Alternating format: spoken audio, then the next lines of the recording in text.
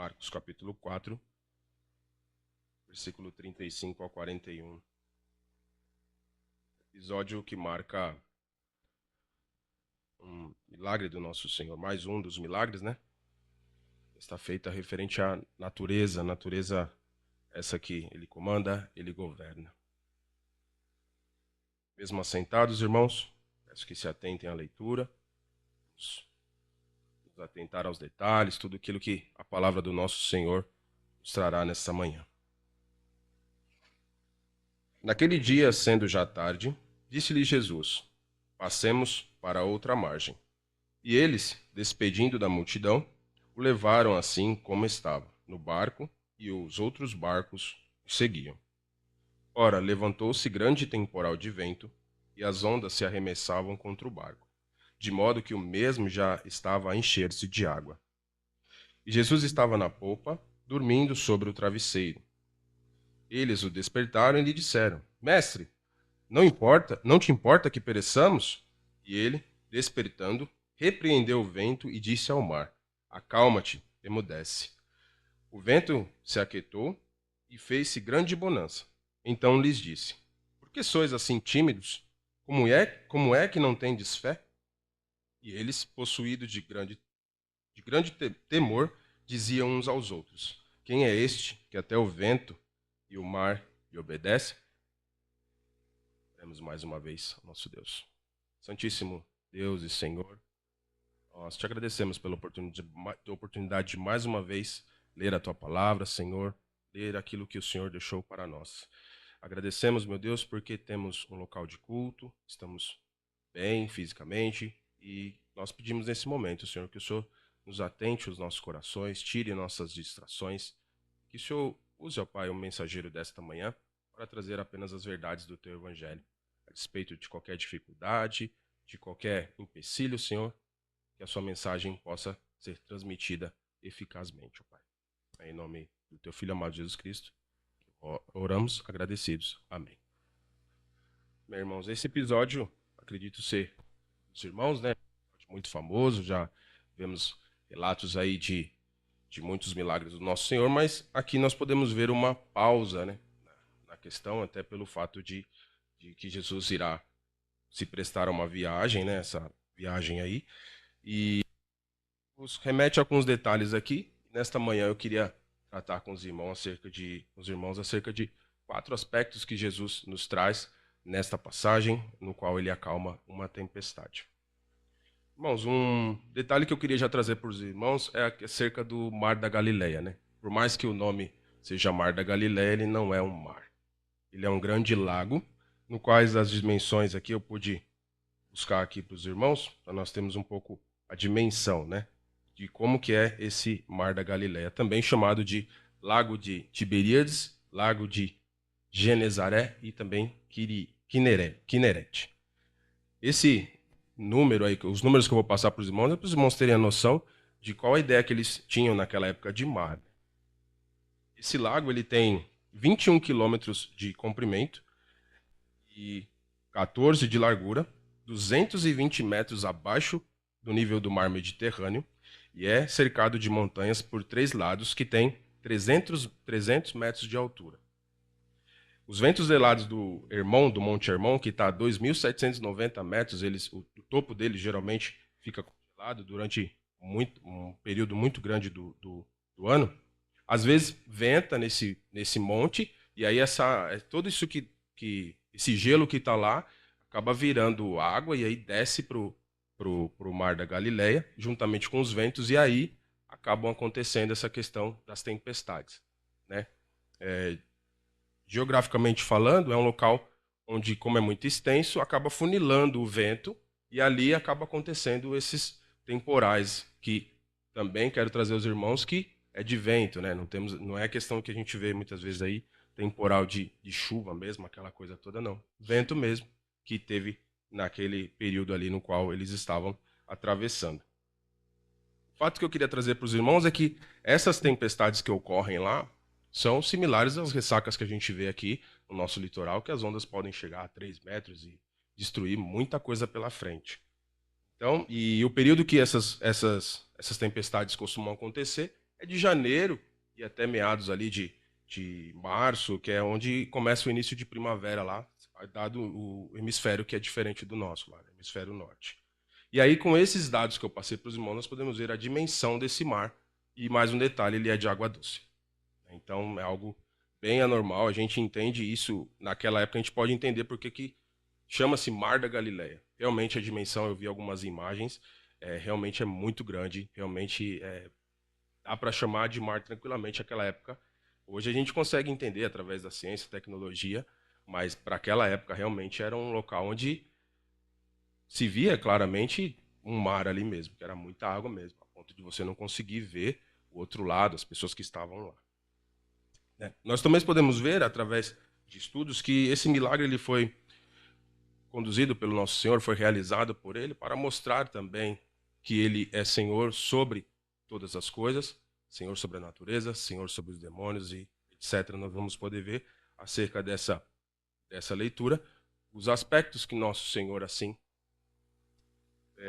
mostrou a sua onipotência, né? Podemos ver aqui que ele atribui os seus poderes e executa suas ações em todos os aspectos. E também um segundo aspecto do nosso Senhor que eu queria trazer nesta manhã é que Jesus era perfeitamente homem, né? Na última oportunidade que eu tive de pregação, eu pude dizer também isso e acertar com os irmãos isso daí, porque nós sabemos que 100% homem, Deus. Nós vemos que aqui ele parou no versículo 38 e estava dormindo, né?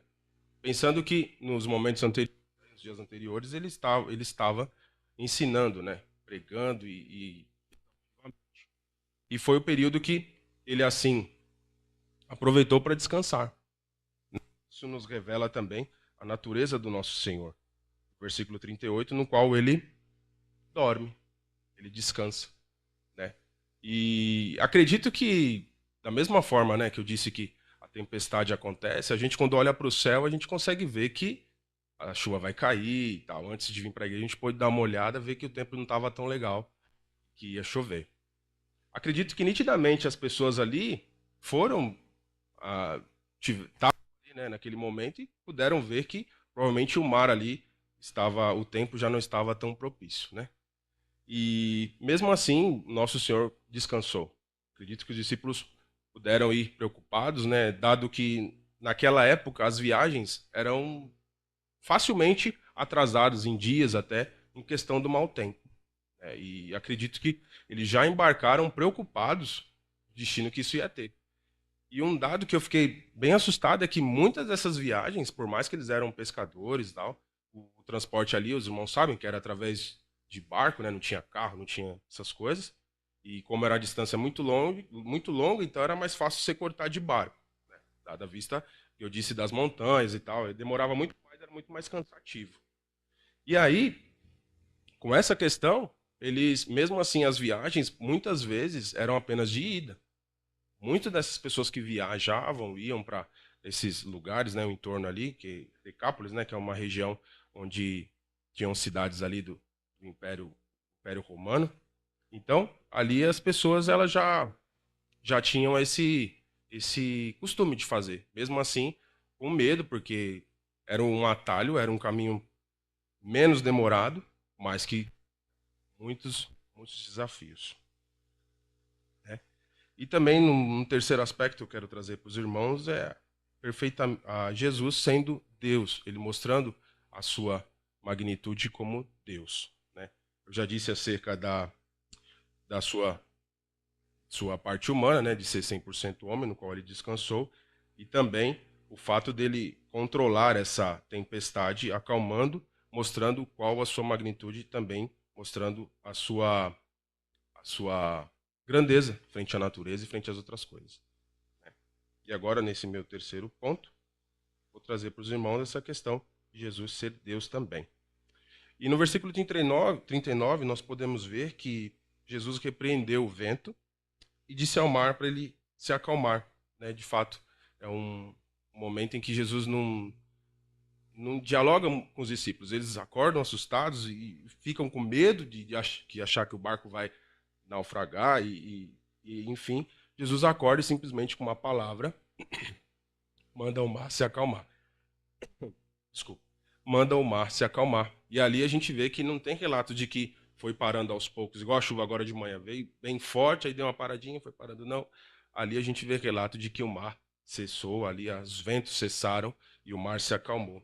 Despertando assim os discípulos algo curioso, né? Porque quem é esse que, né, nós vamos ver no tópico seguinte, quem é esse que o mar consegue, a natureza consegue parar, né? O estudioso diz que nesse milagre nós podemos ver intimamente entrelaçadas a humanidade e a divindade do Senhor Jesus. O mesmo Jesus que dormiu exausto depois de um dia de ensino, levanta-se e repreende o vento e o mar.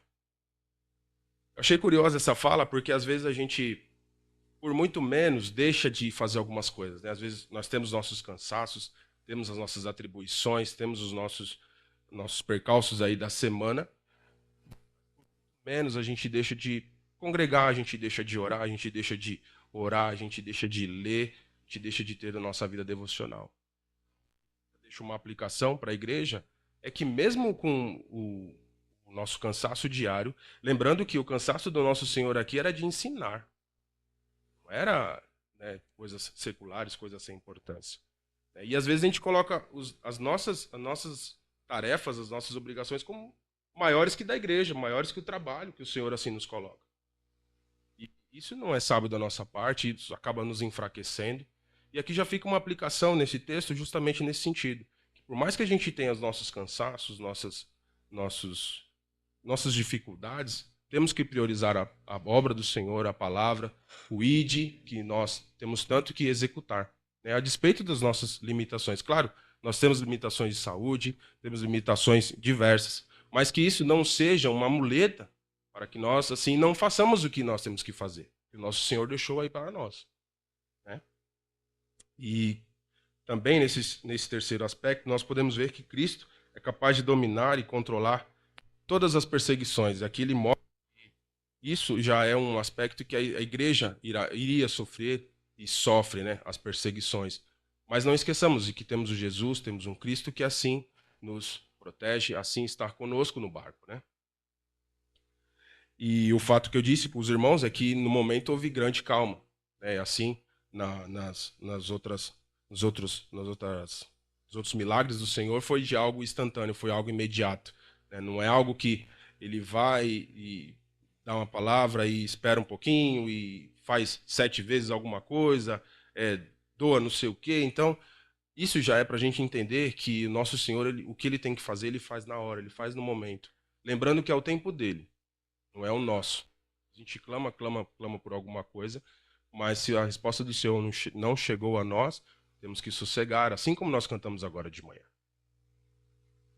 O quarto e último aspecto que eu quero trazer para os irmãos esta manhã está no versículo 40 e 41, qual nós podemos verificar que os discípulos ali ficaram, de certo modo, espantados, né?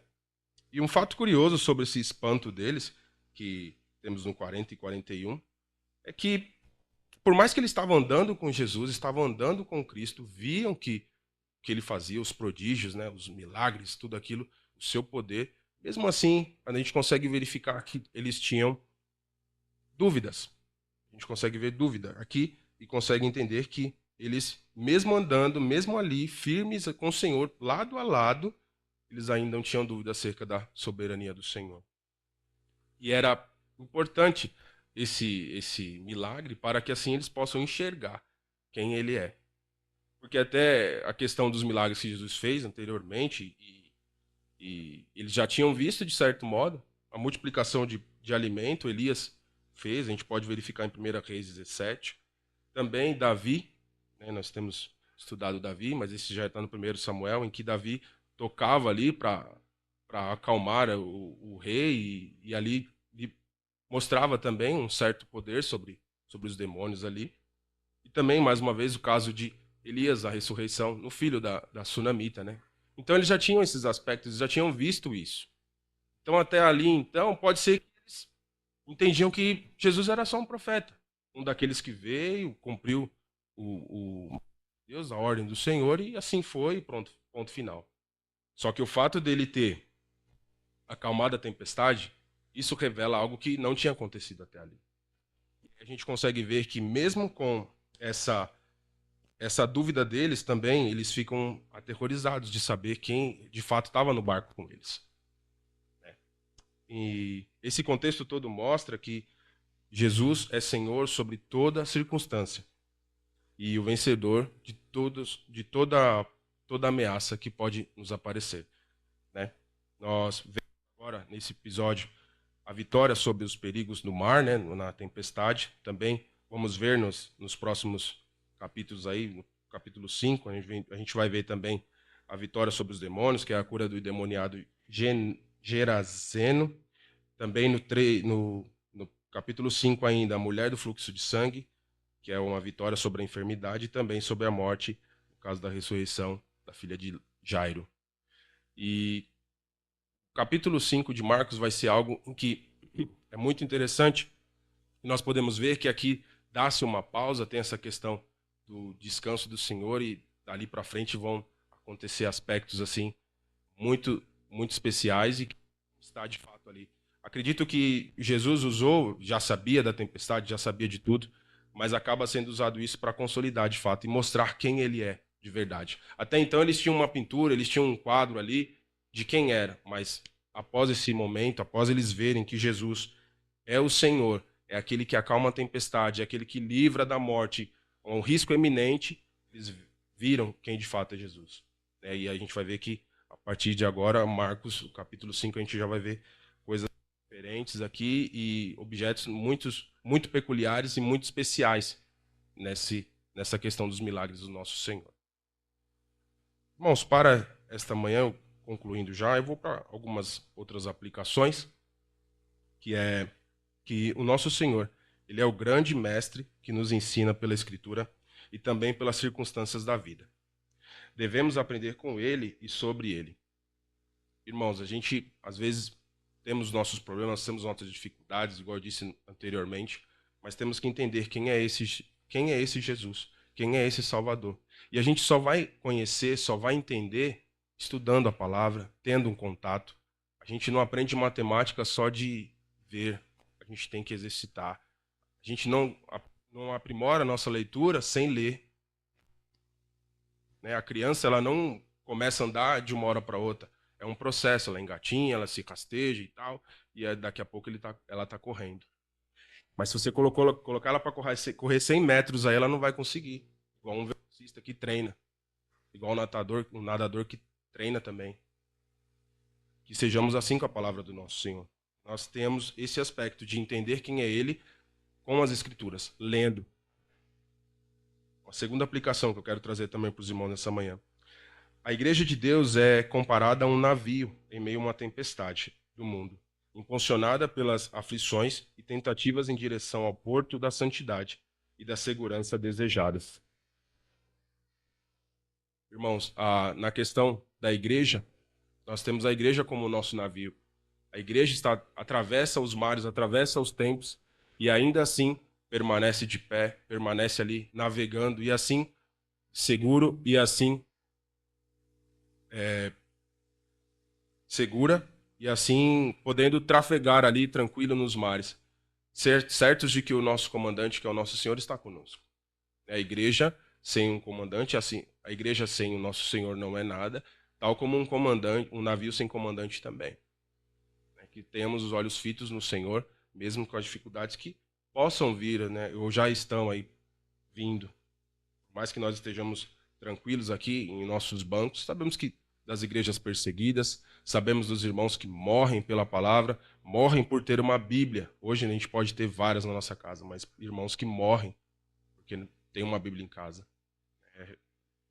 São relatos assim que nos assustam e tem que nos assustar e nos alertar. Uma quarta aplicação.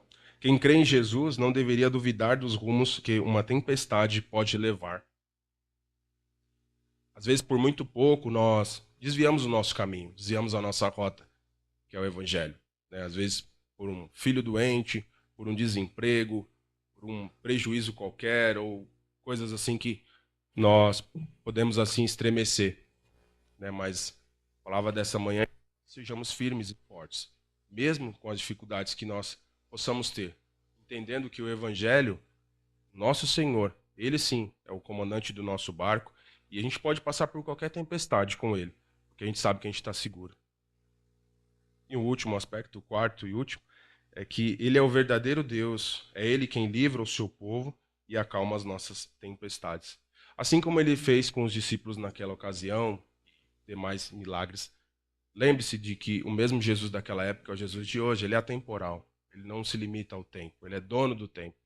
Então creia nisso. Eu não sei qual a dificuldade que você tem passado, qual a aflição que você tem passado, mas creia no Senhor. Porque da mesma forma que ele salvou os discípulos, assim, ele estava no barco ali como o comandante ali, fiel ali, aquele barco conseguiu passar por aquela tempestade. E um fato que eu queria trazer também para os irmãos é que a gente vê que não é algo isolado. Os irmãos podem ver no 36 que foi uma despedindo a multidão. Então tinham os outros barcos ali, tinham pessoas vendo. Então a glória do Senhor ela abrange os outros também, dependente ali de quem era daquela multidão, mas é possível ver que a sua vida seja de fato um navio e que as pessoas possam ver esse navio, possam ver você passando por tempestades, mas sabendo que o seu comandante é Cristo. O seu comandante não é a política, o seu comandante não é o país, o Estado, no caso, não é o seu emprego, não. O seu comandante é Cristo. E é nele que você tem que confiar e assim acreditar. Amém, irmãos?